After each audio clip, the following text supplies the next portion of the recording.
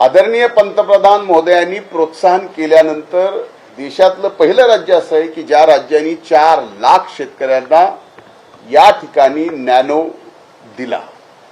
आणि नॅनो खत आपल्याला माहित असेल, हा पूर्णपणाने याची जी खरेदी झालेली आहे ही इफ्कोकडनं झालेली आहे, जी सेंट्रल गव्हर्नमेंटच्या अखत्यारीत असणारी कंपनी आहे।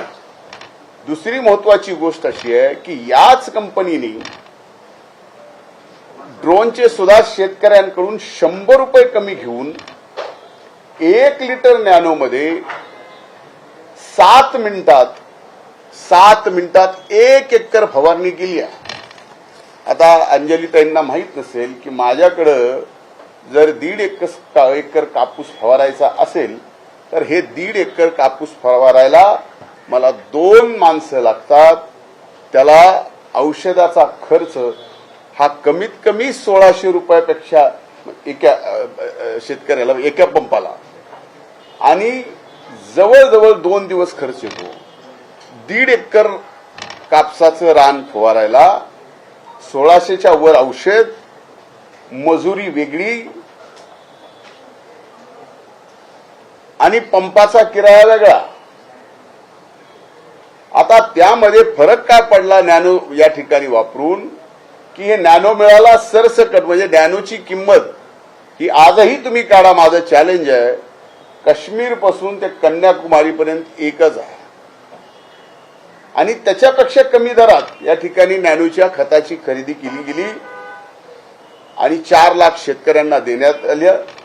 4 लाख शेतकऱ्यांची फवारणी, म्हणजे विचार करा त्यांचं, म्हणजे 1 मिनिटात 7 मिनिटात जर 1 एकर फवारणी होत असेल आणि तेही 200 रुपयामध्ये, आणि 600 रुपये फक्त ड्रोनचा खर्च, म्हणजे खर्च झाला 600 रुपये एकरी, आणि वेळ वाचला किती, 1.5 दिवस। आता हा नॅनो प्रकारच असा आहे की जी फवारणी करताल ती फक्त त्या रोपांवर, त्या झाडावरच जाते, 80%, 20% खाली पडते, पण त्यांनी पोल्युशनही होत नाही, जमिनीचा पोतही खराब होत नाही। हे शास्त्र आहे। म्हणूनच नॅनोचा प्रभाव आपल्या देशामध्ये जर जास्तीत जास्त केला तर आपल्याला जी खताचे जास्तीची सबसिडी द्यावी लागते आणि डॉलरमध्ये पलीकडे द्यावं लागतं, ते या ठिकाणी कमी होईल। नॅनोमुळे शेतकऱ्यांच्या उत्पादनात प्रचंड वाढ होते, 60% वाढ होते, वेळ कमी लागतो आणि अतिशय सोपी पद्धत आहे। त्यामुळे या ठिकाणी नॅनोच्या बाबतीमध्ये, आणि मला अभिमान आहे सांगायला की 4 लाख शेतकऱ्यांना या देशातलं पहिलं राज्य म्हणून महाराष्ट्र ओळखलं जातं।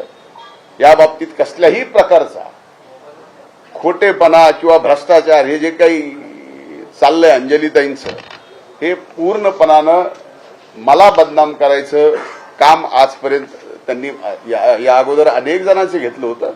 आता या एपिसोडमध्ये मी आहे, त्यामुळे मला काही याचं नवल वाटत नाही।